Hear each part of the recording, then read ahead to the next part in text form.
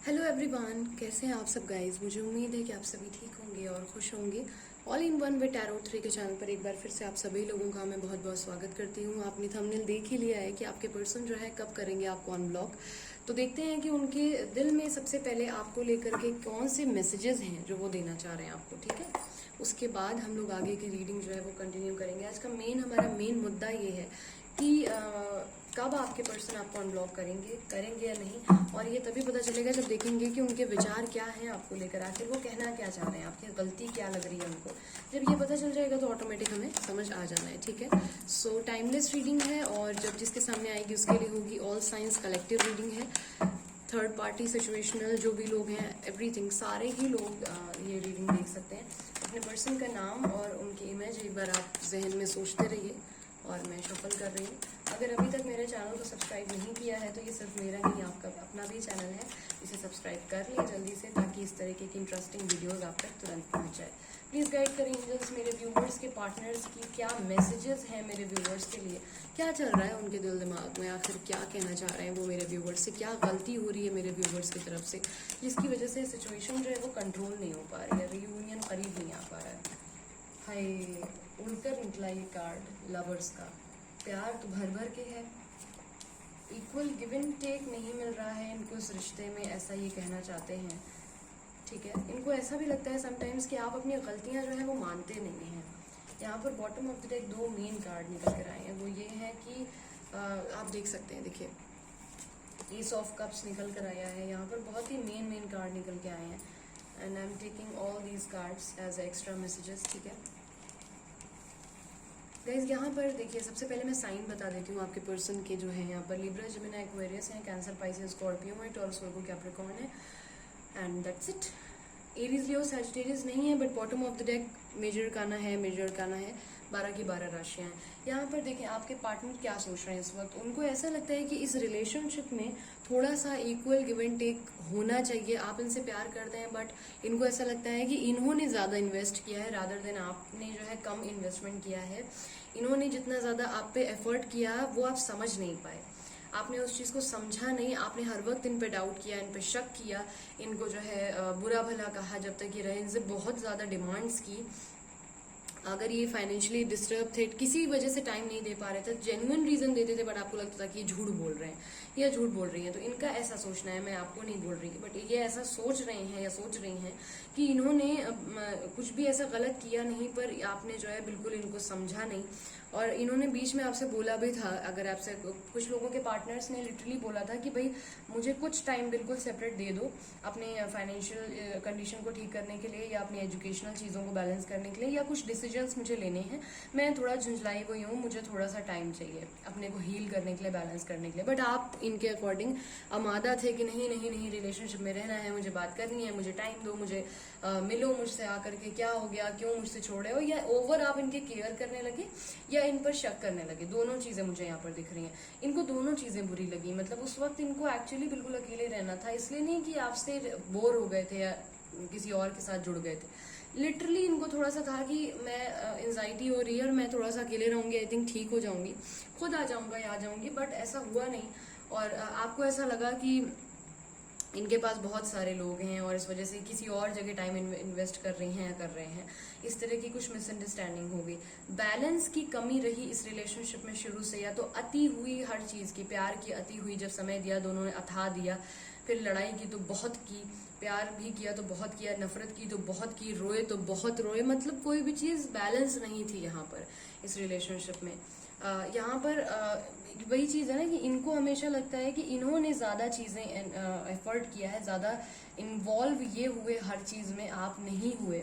और एक चीज़ इनको हमेशा खलती थी, या हमेशा उस चीज़ पे गुस्सा आ जाते थे। इनको एक चीज़ थी कि इनको कंपैरिजन नहीं पसंद था। अगर आप समझाने के लिए भी इनको कह देती थी या कह देते कि देखो फला ऐसे हैं, या मेरी बेस्ट फ्रेंड ऐसी है, कैसा कहती है, तुम्हारी बेस्ट फ्रेंड ऐसी है, या मेरा बेस्ट फ्रेंड ऐसा है या वैसा है, वो उसकी तरह बनो, या मेरे भाई जैसा बनो, या मेरी बहन जैसी बनो, इनको वो चीज़ खल जाती थी। कंपैरिजन मत करो, जैसे हैं वैसा रहने दो। तो इनको ये भी चीज़ बुरी लगती है कि कंपैरिजन नहीं करना चाहिए। कुछ लोगों की लाइफ में यहाँ मुझे दिख रहा है कि आप लोगों ने जब जब लड़ाई हुई तो किसी थर्ड पार्टी को इन्वॉल्व कर लिया, कोई ऐसे इंसान को इन्वॉल्व कर लिया जो आपके पर्सन को एकदम फूटी आंख नहीं भाते थे या भाती थी, किसी तीसरे को इन्वॉल्व कर लिया, इस वजह से इनको खल गई और ये एकदम मतलब आग बबूला होकर रह गए कि दिमाग ही खराब है, आपस की बात को 4 लोगों में गा रही हैं। मतलब इनको समझ में नहीं आ रहा कि मुझे ये चीज़ नहीं पसंद है। यहाँ पर इनको ऐसा लगता है कि इन्होंने बहुत टाइम आप पर भागने दौड़ने में आप पर दिया है, आप छोटी छोटी बातों पे नाराज हो जाते थे या आपको मनाते रह जाते थे, समझाते रह जाते थे फजूल में। आप मतलब दिन के 3 हिस्सा इनसे लड़ती थी, मजाक करती थी, मजाक करते थे। हालांकि आप वो बहुत सीरियसली नहीं लड़ते थे, बट इनको खल जाता था क्योंकि इनके बहुत एफर्ट करने पड़ते थे, इनको बहुत ज़्यादा आपके ऊपर बहुत भागना पड़ता था बनाने के लिए तरह तरह से ये वो सारी चीज़ें। तो ये इनको थोड़ा सा लगता था।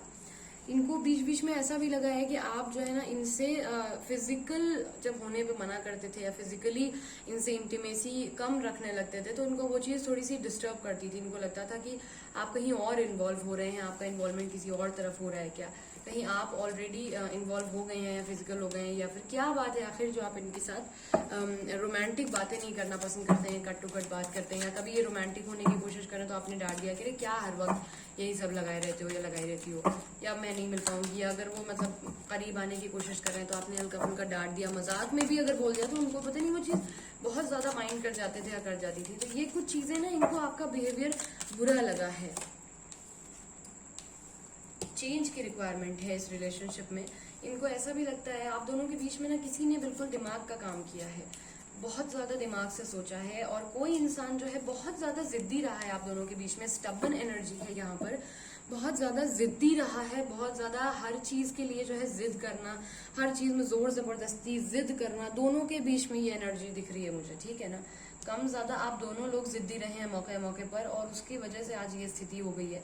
दोनों लोगों को ही लगता रहा कि सामने वाला जो है वो दिमाग लगा रहा है कुछ जगहों पे, ठीक है, और दोनों लोग चाहते रहे कि चेंज हो जाए, ये चीज़ ये चेंज कर लें, ये चीज़ वो चेंज कर लें, बट दरअसल चेंज किसी ने भी नहीं किया, और इसकी वजह से हालत ये हो गई है कि मतलब एकदम ब्लॉक एक दूसरे को करके आप लोग बैठ गए हैं, ठीक है। अब देख लेते हैं कि इनका नेक्स्ट मूव क्या होने वाला है, अनब्लॉक करेंगे कि नहीं करेंगे, ठीक है। प्लीज़ गाइड करें एंजल्स मेरे व्यूअर्स को, उनके पार्टनर अनब्लॉक करेंगे या नहीं अभी आने वाले दिनों में, क्या अनब्लॉक करेंगे।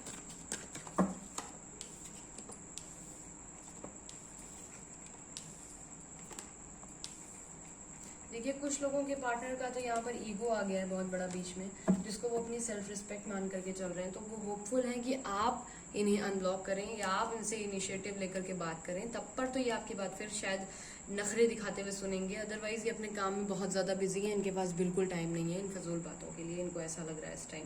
ये अपने करियर पे बहुत ज़्यादा फोकस है, मनी इनके लिए बहुत ज़्यादा मैटर करती है, प्यार इस समय इनके लिए सेकेंडरी चीज़ है। हमेशा से इनकी प्रायोरिटी जो है मुझे दिख रही है कि इनका परिवार, इनका बैकग्राउंड, इनका अपना आप खुद को बनाना, अपनी पर्सनालिटी को इन्हांस करना, खुद को खूबसूरत दिखाना, खुद के से सेल्फ लव करना, और आप हमेशा डिवोटी रहे हैं।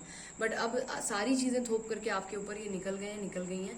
तो अगर मैं बोलूँ यहाँ पर कि अनब्लॉक करेंगे कि नहीं, इमीडिएट कतई नहीं करेंगे।